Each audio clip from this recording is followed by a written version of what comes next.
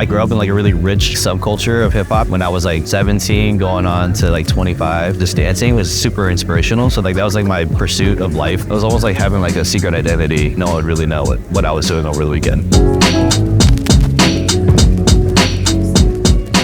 My name is Richard Banglais. I am one of the owners and the chef here at Memoire Càphê. The idea here is to create like a Vietnamese American brunch experience. So we tap into like old memories of having fast food breakfast with our parents. Myself and the other two owners, Kim and Lisa, we all have a lost parent. We all have memories with those lost parents and having like McDonald's breakfast, and we're tapping into like those memories to bring this whole thing to life. The culture that we're trying to create here is really just like as unpretentious as possible. Like we're just a cafe that just wants to like have a good time and not make it so much about being like the best at something and just like focus on creating like a dope experience.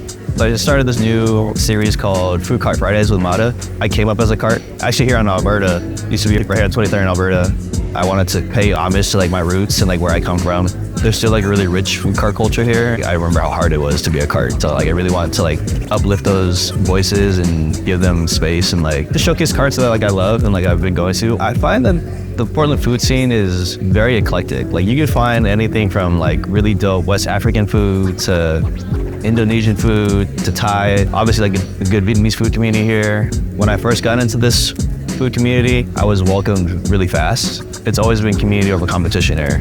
And while like competition is always gonna be necessary in terms of like breeding creativity, the number one thing that I've found here is that like everyone's just like so welcoming and like supportive of each other. So I do love that about it here.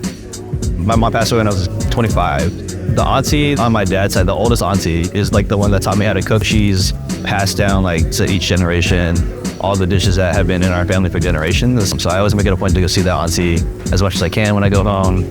She actually gets mad at me if I don't stay with her. So yeah, at least in that regard, like I have an access point to legacy, and it's like really cool to be able to like tap into that whenever I go home.